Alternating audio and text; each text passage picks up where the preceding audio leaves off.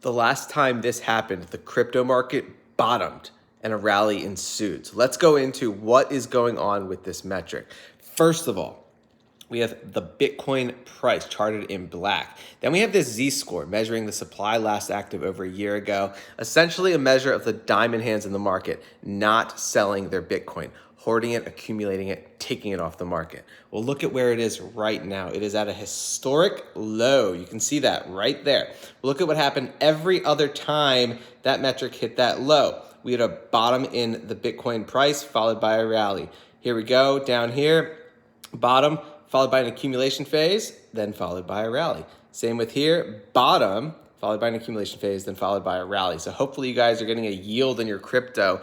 Hopefully you guys are getting some passive income on your crypto. So in these accumulation phases, you get to acquire more before the rally commences. But this is just showing that people are not selling. Bitcoin is not moving. The diamond hands are holding onto it. It is at a historic low. It doesn't matter what happens to it. People are not going to sell.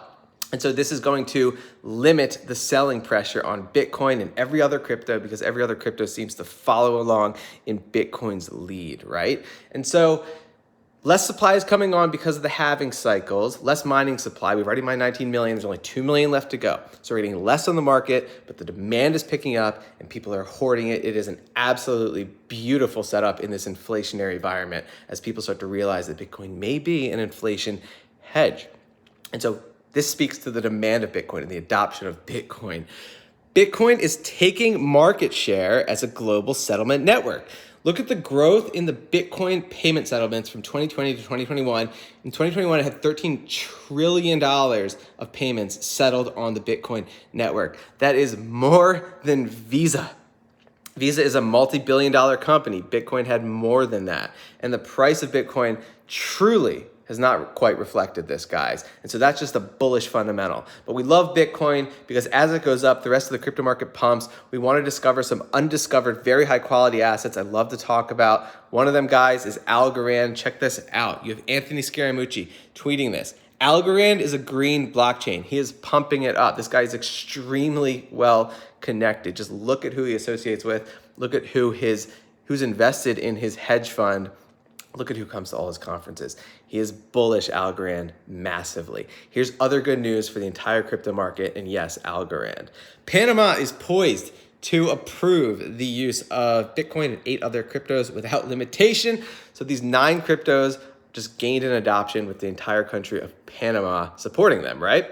Well, these are the cryptos. You have Bitcoin, you have Ethereum, you have XRP, you have Litecoin, you have XDC Network, you have Algorand, you have Stellar, IOTA, and yes, Algorand. So just a boost in adoption for those guys. Last piece of news I'll cover is that Ape surges and then sinks as Elon Musk teases with Bored Ape collage as profile picture.